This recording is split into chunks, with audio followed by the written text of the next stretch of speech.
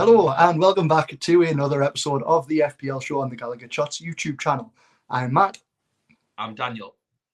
So, a bit of a low-scoring week this week. Well, seems the average was quite low. I don't know how you've done, Dan, but yeah, it was a bit of a typical kind of whimper. From some days you have good weeks, and some days you have bad weeks, and this week was kind of a little bit of neither, wasn't it? Yes, I got the world's smallest green arrow, often referred to as a grey arrow. I think my rise may have been in the double digits, but it's better than red, and that's what I'm going to take away from this week. Well, that's good. You don't own Nketiah, do you? I don't own Nketiah. How that guy hasn't actually got more than like whatever he has already. Like, he should have at least like 20 odd points in the last couple of weeks. He's been ridiculous. The amount of chances against Man City alone was just obscene. So yeah, commiserations if you own Nketiah. How have you done roughly this week? Do you want to give her a little hint? Well, obviously you've mentioned the grey arrow. Was there anyone you're proud of in particular? No. Do you know what? Me neither. There's almost a point of not even mentioning it, because the ones that did well are the ones that everybody has. And the one guy that I was hoping to do well, because I've actually captained him this week, I did not do anything. And everyone who thought, do you know what, I'm going to be brave and I'm going to go against Haaland, everyone got rewarded this week. And I'm not bitter at all about it. Not bitter at all. I didn't go against him either. That was to my detriment, because if I'd went for any other of my midfielders or attackers, the worst I would have done was equal them, and obviously the other four would have beat them. So it is what it is. But fine. So before we talk about all of the juicy kind of FPL chat, just want to remind people to like and subscribe to the Gallowgateshots YouTube channel.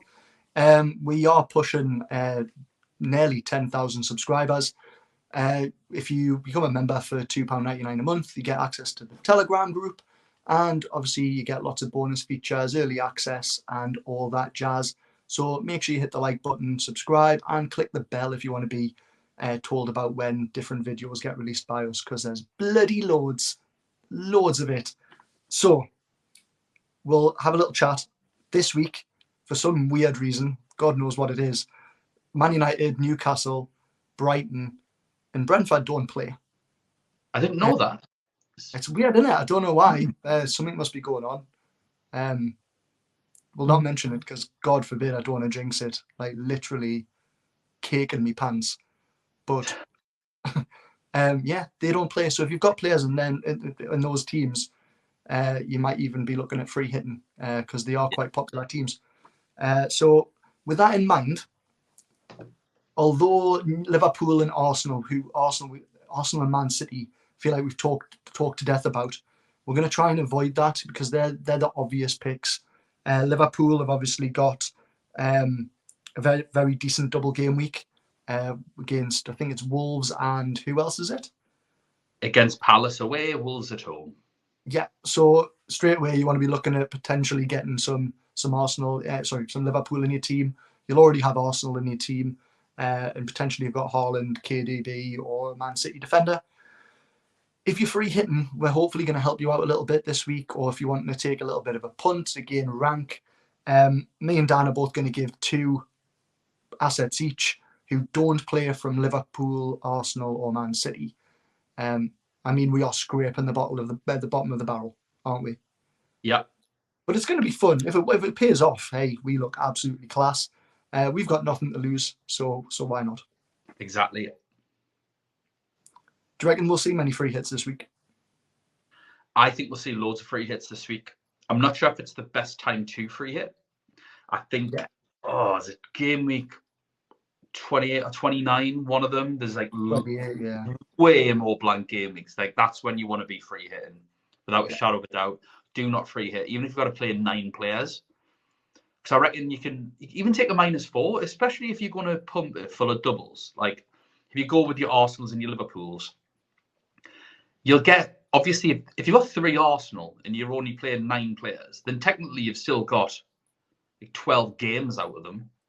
Yeah, exactly. Because you've got your 9 plus the other 3. And then obviously if you're going to go double on Liverpool, like try and see it that way. Normally on a standard game week, you would get 11 games. How many games have you got with double Arsenal, double Liverpool? If it's 11 or more, then you absolutely don't need a free hit. Yeah, that'll be my advice for it, especially when you see what's coming up in 28, 29. I don't think that's a conversation for this podcast, but it's probably going to be one that we'll look at over the next couple of weeks for sure. Yeah, agreed, because the picture is starting to become a little bit clearer. In game week 28, definitely you've got that big double game week, probably the biggest one of the season, due to the FA Cup. Then we've got game week 29, which has just been announced, where there's going to be 12 doubles, which is arguably going to be the biggest double game week of the season. So that's when you're going to start seeing the most of your chips getting thrown around, whether you decide a free hit in the big double game week, or whether you decide a wild card before the big blank game week and then free hit in the blank game week, so that then you have a team full of doubles in game week 29, etc., etc. We're not going to talk about it this week. I think we want to wait till all the information's there. It has started to trickle through today. Just to timestamp it, it's Tuesday, so we're about an hour from those doubles getting announced, so I haven't really had time to digest that. But we want to try and do a show at some point where we talk about what our plans are based on our teams. So, shall we dive into our players? Yes. Do you want to go first? Go on then. Go on. So I think the most obvious player, in my opinion, is James Tarkowski. He has a higher XG over the last 4 games than any other Everton player. Wow. That includes obviously the forwards, midfielders. He has a double game week this week, so Villa at home, Arsenal away. Now, obviously, with the way that Everton are playing, you think they might be able to get a clean sheet out of them too, but even if they don't, I can't see them getting battered. He's going to be playing, and you're working off like a 4-point base, really. Now, moving forward from that, in 26, he's got Nottingham Forest away, Brentford at home, Chelsea away, who Chelsea at the minute, obviously it's 4 weeks down the line, not sure what they're going to be like, but at the minute, you'd back Everton to beat Chelsea. Tottenham, Jekyll and Hyde, and then Man United later on down the line. But I think for his price, the fact that he's got a double, one of those games is okay, I think, in Villa at home. And then Nottingham Forest. I think it's a nice few games, and you might even sneak an attack in return, because off the top of my head, Arsenal aren't great from set pieces, like defending set pieces. No, absolutely not. So I think you could be in the money with that one. Few good games, and then it just rolls nicely. As was said earlier on, there is going to be lots of double game weeks. You're going to want to be using wildcard free hits, bench boosts, all that sort of stuff around this 28, 29, 30, 31, 32 sort of period. 29, 30s, Tottenham, Man United, it's a perfect time to ship them back out. Yeah, 100%. It's interesting that you said that Tarkowski's got the highest XG for Everton, because that makes one of my picks look absolutely hideous. So that's fun. That's interesting. I might as well just go for it now and tell you. So one of my picks, again, is another Everton player. I did mention we were scraping the bottom of the barrel this week. It is Dwight McNeil. Now, interestingly, after this are better. We are saving the best 2 for last. We are, yeah, and we've already said, just to kind of play it safe, don't get these players before you go and get Gakpo, Salah, Trent. Like, if you don't have Saka yet, Christ, if you don't have Saka or Odegaard yet, don't get Dwight McNeil. Just don't do it. Don't do it. Please go and get Arsenal, Man City, and Liverpool players before you even consider the type of player that we're spouting right now. There's a reason we're doing it, and we're hoping it's to try and be a bit interesting. So, yeah. So Dwight McNeil anyway, right? I've seen the likes of Andy at Let's Talk FPL mention Dwight McNeil, right? And there's been the odd other few content creators who've mentioned his name. And it was funny because FPL Mate has put a tweet out this, I think it was this morning, saying that he's aware of content creators trying to sacrifice good advice for just good content by mentioning a certain Everton player. Now I'm 100% sure that that's Dwight McNeil, and by me saying that, we've become one of those content creators who are sacrificing good outcomes for good content. I mean, it's about time we put out some good content, let's be honest. Well, all of them. Yeah, they're all rubbish, aren't they? Yes. Apart from us. So yeah, so anyway, there's a reason his name's getting spouted around. So Aston Villa, who he plays first, have the second highest XGC conceded in the last 6. Okay, so they should have conceded they should have conceded the second highest amount of goals statistically in the last 6 games. So Aston Villa are actually quite poor. Like defensively speaking, they're conceding a boatload of goals. So they've conceded the most goals in the last 6. So that's 13 goals in the last 6 games. You've got to think Everton at home are going to have a good chance of scoring against them, yeah? Yeah. And Dwight McNeil's got 7 key passes in the last 6, and he's created 3 big chances since Sean Dyche has come in. So he's getting a little bit of creativity. I mean, when you do say he's created 3 big chances since Dyche, the likes of Kieran Trippier is creating like 5 a game. So yeah. it's. I mean, I'm pushing the board out with these statistics to try and push a narrative. But like I say, it's more so to do with the fact Aston Villa's defence are awful.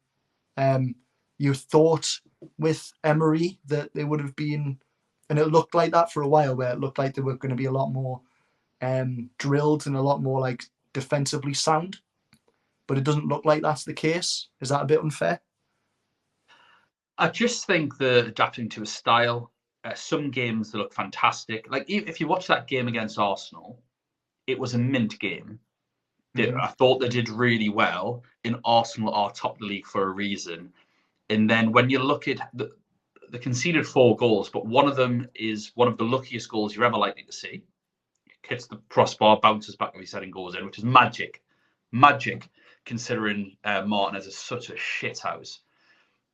And then with the last one, he goes up for the corner at the end because what now to lose and to get hit on the counter, whatever.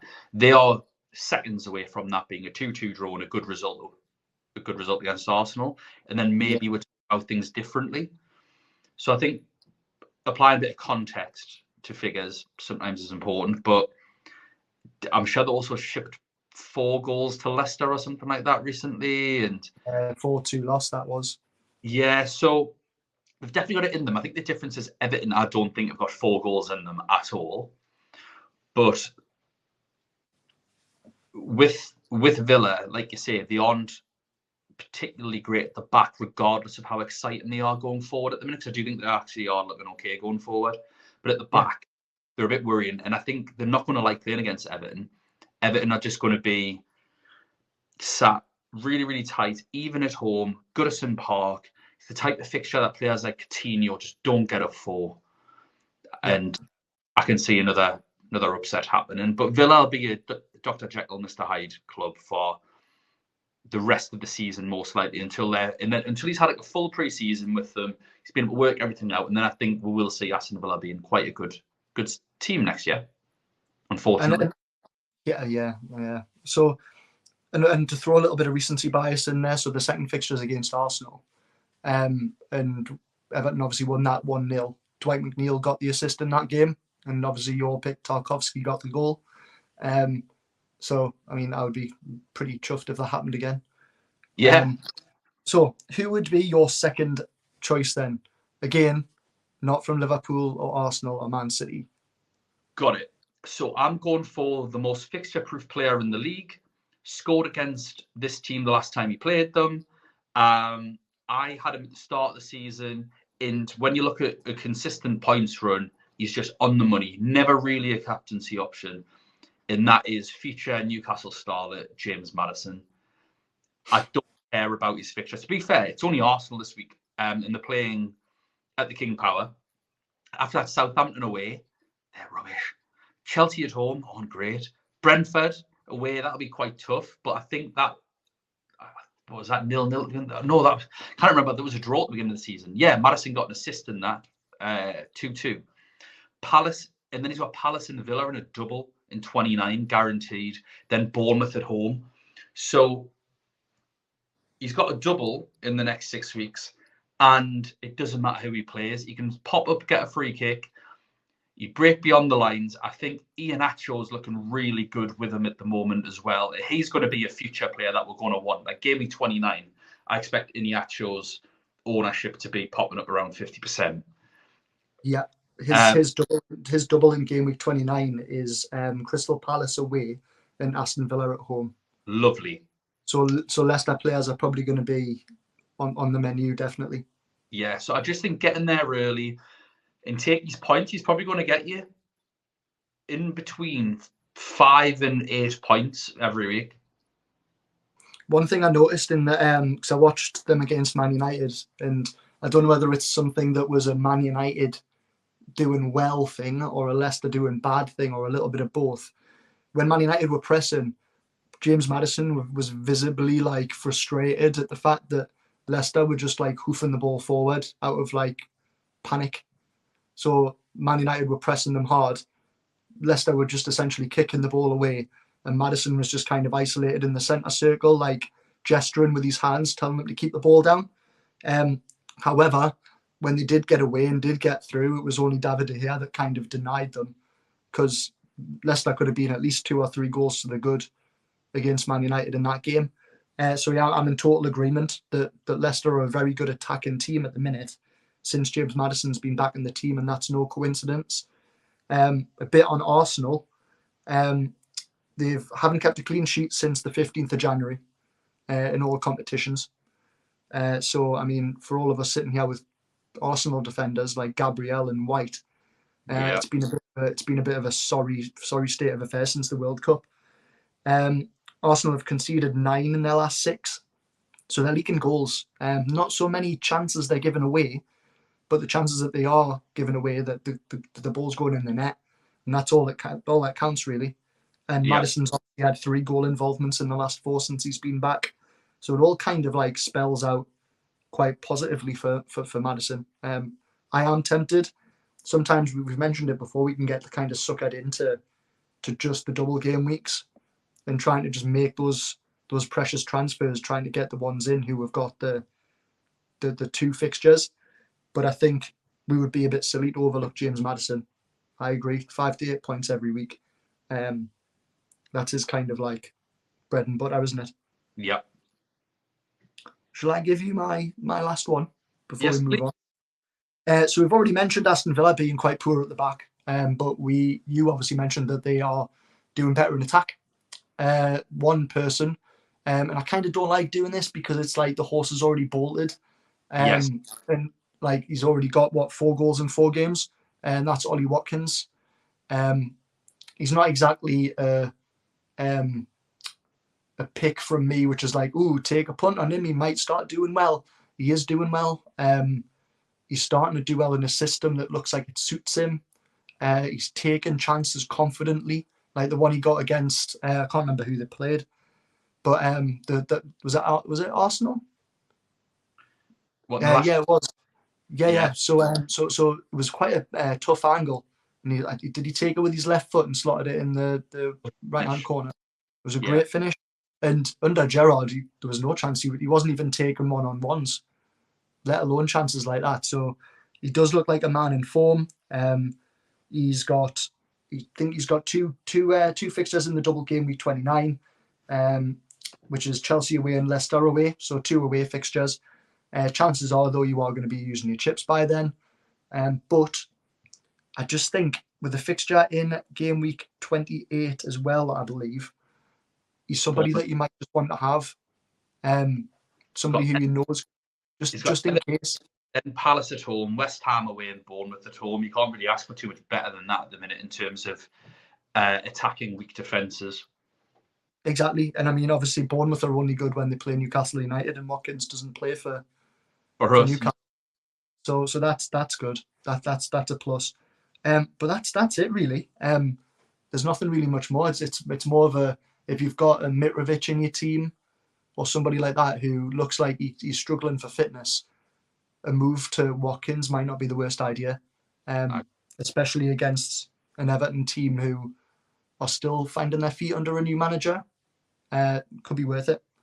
So yeah, that's it really. So to kind of recap, make sure you've got Saka, Odegaard, Salah, Gakpo, Trent, all those players first.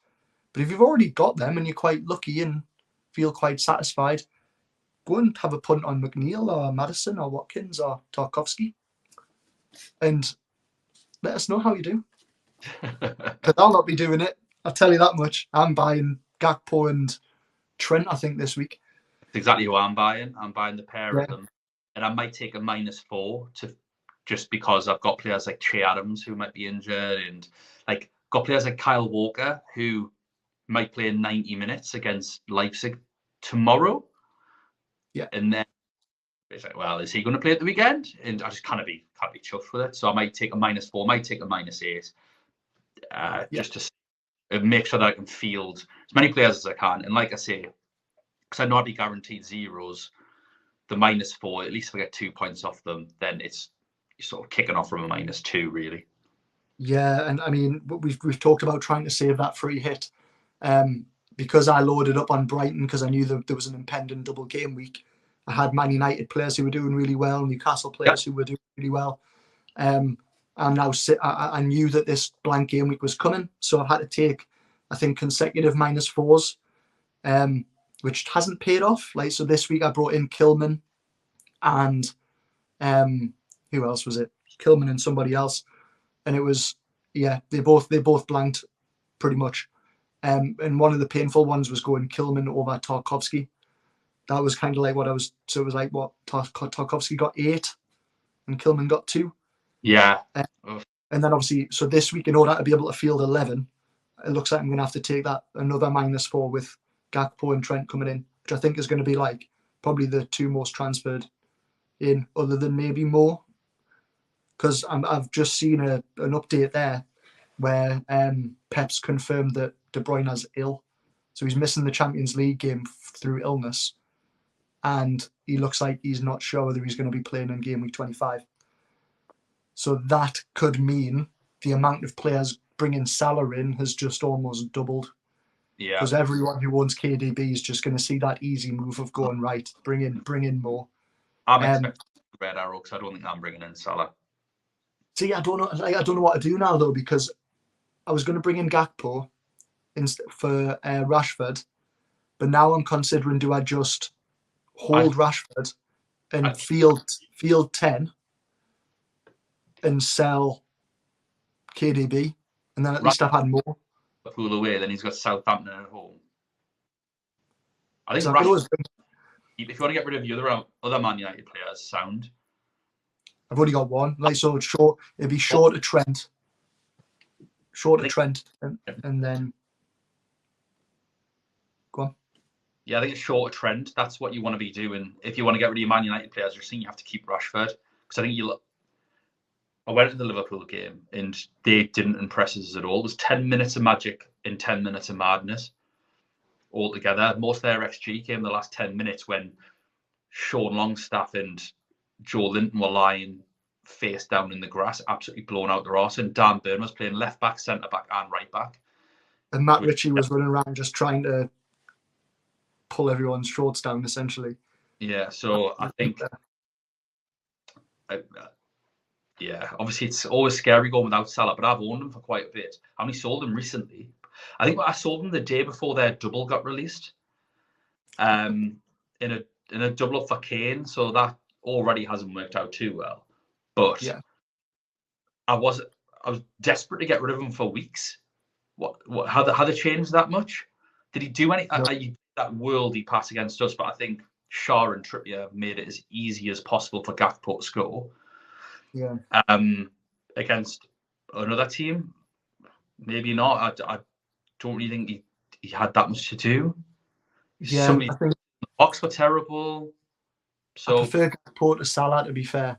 I think it's interesting though, because if Salah had scored, and Gakpo hadn't, would we be kind of saying Salah's the one to buy, don't bring in Gakpo? It's hard to Gakpo, say. to be fair, he scored his goal, but he was absolutely anonymous. So Yeah. Anyway, moving on. So, quick recap then. How did you do this week? I know you've said Grey Arrow. Yeah, it was a Grey Arrow. I got, if I select it, 52 points. I didn't make a transfer, so I rolled my transfer. The people that actually got me points were Shaw with 6, Rashford with 15, Saka with 6, Odegaard with 8, and Kane with 5. I mean, that's essential. And what's your rank now? 900 and something K. 970. Lucky devil. So, yeah, I'm very much similar, to be fair. I was 50 points minus 4, so 46. Where you gained on me was the Owen and Kane. So my point scorers again were Shaw, Odegaard, Saka, and Rashford. Everyone else blanked.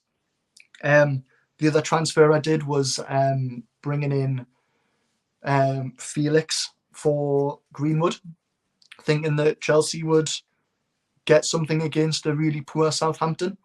So Felix and Kilman both let me down as well. I feel like I kind of just dived into that move because he had the fixture.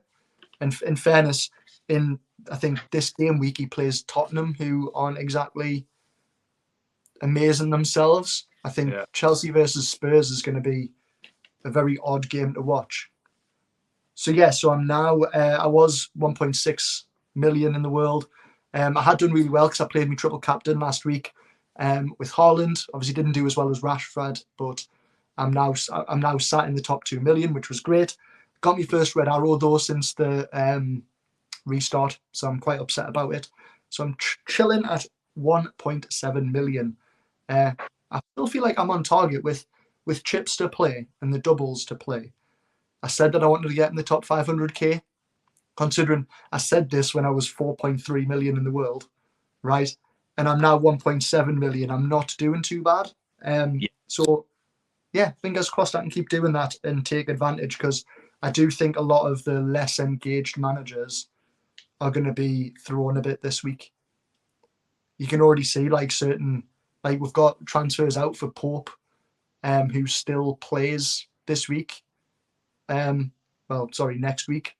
He doesn't miss a fixture. Yeah. Which is interesting. Maybe because he just has the blank game week anyway. People have sold him. Likes of Rashford and people like that are still getting transferred in this week, even though they don't play. So, like, when you see things like that, I just kind of think I've got a bit of a chance. Yes, you do. Shall we play What's the Point? Let's play What's the Point, Matt? Yes. So, play the jingle. God damn it. Woo! Woo! Woo! Woo! Woo! Woo! Woo! There we go. Woo! Right. So, it's my turn. You're winning 3-2. Yeah. I say it's my turn. It's my turn to give the players. Your turn to give them. I've went with a couple of E's and an R. There's no particular theme, just that they've got a very similar amount of points to make it extra hard. Thanks, Matt. It's fine. They're in alphabetical order here. So we've got Edison of Manchester City. I don't know how to say his first name, so I'm just going to say Eze. Right. And Timothy Ream of Fulham. Eze. Ooh, Timothy Ream, Eze, and Edison. Right. Edison's not going to be top. Are you sure? Aye.